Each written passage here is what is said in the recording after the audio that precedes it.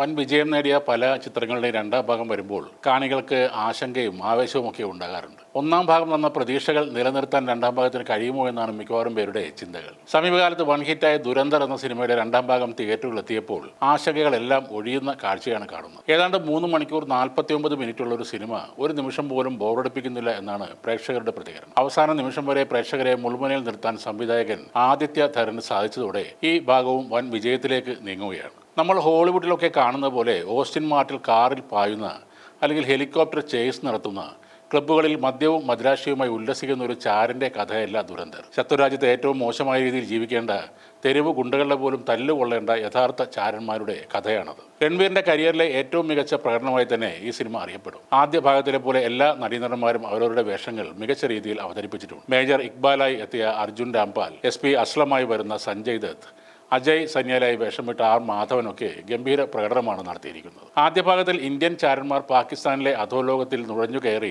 പ്രധാനപ്പെട്ട സ്ഥാനങ്ങളിൽ എത്തിപ്പെടുന്നതിന്റെ കഥയാണ് പറയുന്നത്. രണ്ടാം ഭാഗത്തിൽ അവരുടെ ദീർഘകാലത്തെ കാത്തിരിപ്പിന് ശേഷമുള്ള സംഹാര താണ്ഡവമാണ് കാണിക്കുന്നത്. വെറുമൊരു സ്പൈ മൂവി എന്നതിലപ്പുറം ഇന്ത്യയുടെ പുതിയ വിദേശ നയത്തിന്റെയും പ്രതിരോധ മികവിന്റെയും ആഘോഷമായും ഈ സിനിമയെ കാണാവുന്നതാണ്. കാണ്ഡഹാർ വിമാനറാഞ്ചൽ തുടങ്ങി മുംബൈ ആക്രമണത്തിന്റെ കാരണക്കാരായ ആളുകളെ വരെ കൊന്നു തള്ളുന്ന കാഴ്ച പ്രേക്ഷകരെ ഞെട്ടിക്കുന്നുണ്ട്. ദുരന്തർ സെക്കൻഡ് ഒരു പൊളിറ്റിക്കൽ ത്രില്ലർ സിനിമയാണ്. ചിത്രം ഉയർത്തുന്ന രാഷ്ട്രീയം വളരെ വ്യക്തവുമാണ്. സിനിമയെ എതിർക്കുന്നവർ ആരോപിക്കുന്നത് ഇത് പ്രൊപ്പഗാൻഡ ചിത്രം എന്നാണ്. കള്ളനോട്ട് വഴി UP തെരഞ്ഞെടുപ്പിനെ അട്ടിമറിക്കാനുള്ള പാകിസ്ഥാൻ നീക്കത്തെ തകർക്കാനായാണ് ഓപ്പറേഷൻ ഗ്രീൻ ലീഫ് എന്ന പേരിൽ 2016 നോട്ട് നിരോധനം കൊണ്ടുവന്നതെന്ന് ഈ സിനിമയിൽ പറയുന്നു. കൂടാതെ പ്രധാനമന്ത്രി മോദിയുടെ നേരിട്ടും അല്ലാതെയുമുള്ള സാന്നിധ്യവുമുണ്ട്. 2014 അദ്ദേഹത്തിന് സത്യപ്രതിജ്ഞ ചടങ്ങിൽ നിന്നുള്ള ഭാഗമാണ് ഒരെണ്ണം. രണ്ടാമത്തേത് 2016 നോട്ട് നിരോധനം പ്രഖ്യാപിച്ചുകൊണ്ട് നരേന്ദ്രമോദി നടത്തിയ ടെലിവിഷനിലെ പ്രസംഗമാണ്. നിലവിലെ കേന്ദ്ര സർക്കാരിന്റെ നയങ്ങളോട് ചേർന്ന് നിൽക്കുന്ന ഒരു സിനിമയാണിത്. ഒന്നാം ഭാഗത്തിൽ ബാക്കിയാവുന്ന ചോദ്യങ്ങളുടെ വിശദീകരണങ്ങളും ഒന്നാം നരേന്ദ്രമോദി സർക്കാർ,